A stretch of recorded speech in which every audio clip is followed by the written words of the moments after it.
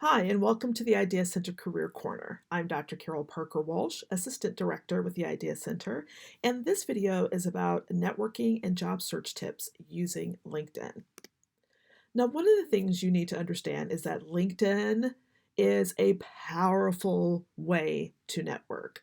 It allows you to reach so many people from your first degree, second degree, third degree, and actually LinkedIn goes even deeper in the connections up to 6 or 7 degree connections. You'll see that on your profile when you see someone has a third with a little plus next to the third, letting you know that that's even a deeper connection that you've made. So it is a powerful networking system and a way to build a professional network that will help you for years to come.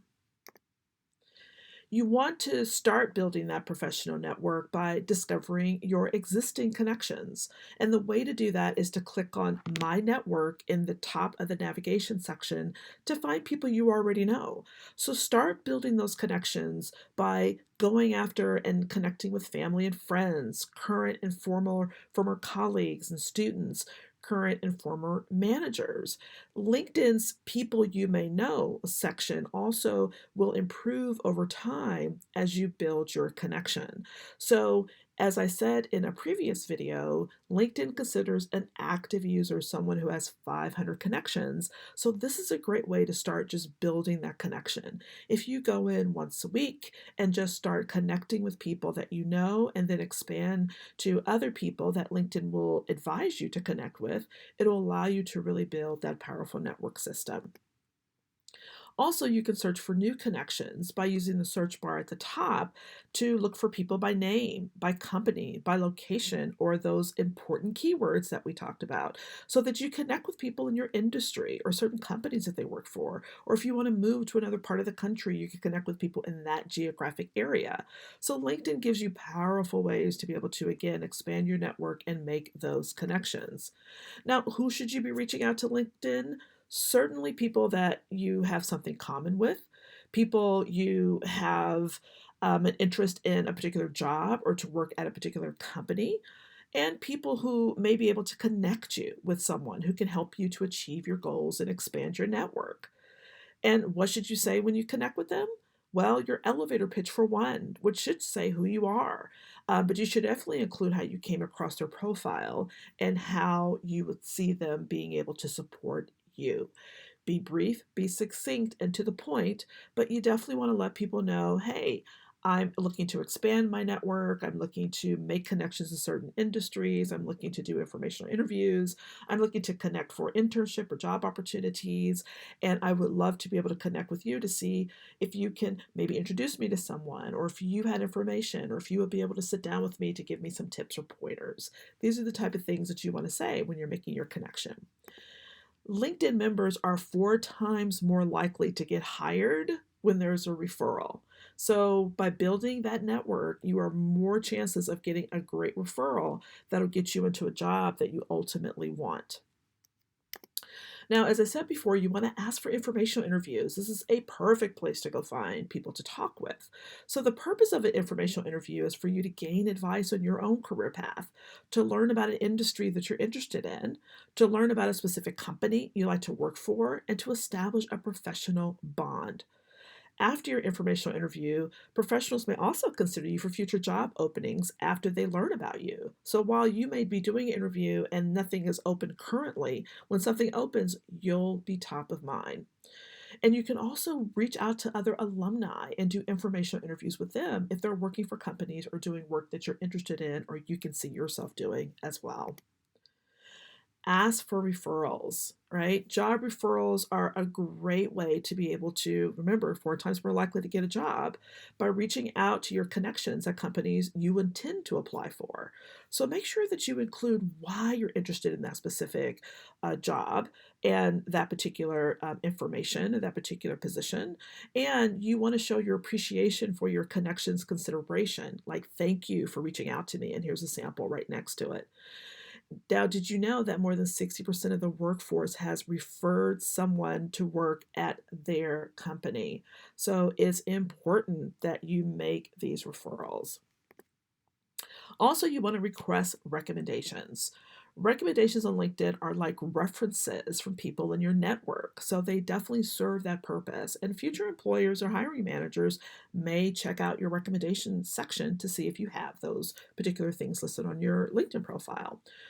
On your connections profile, click More and then request a recommendation. And you can select your relationship to the person, indicate whether you work with them in a particular role, and customize your message. Now, who should you ask for a recommendation?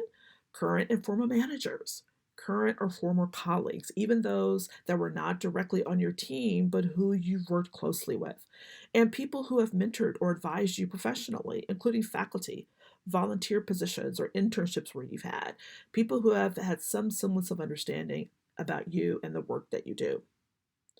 Now, when it comes to searching jobs on LinkedIn, you want to do the following: set your career interests, search for career opportunities, create search alerts, review jobs you may be interested in section, follow companies, explore what alumni are doing, join groups, and definitely set your privacy settings that will support you in this process. So, let's talk about a few of those so that you can understand what I'm talking about. So, to set your career interests, you want to include potential job titles and locations in your career interest to receive more relevant job suggestions. Turn on the open candidates setting to let employers know you are actively searching for and available for new jobs. So, being clear in that section will help people find you that much easier in relationship to what you're looking for.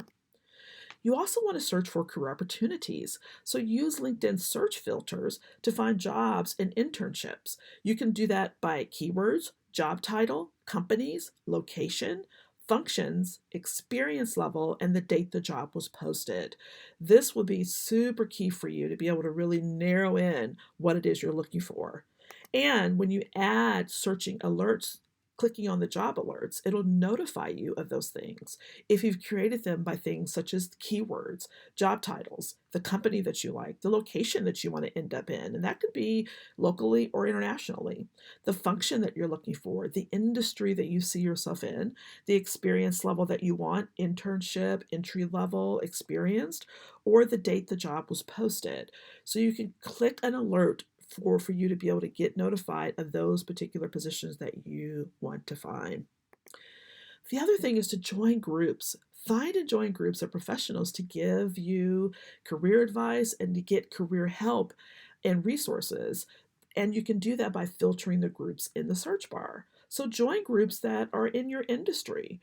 Are there associations related to what you're doing that you want to be a part of and they have a group on LinkedIn?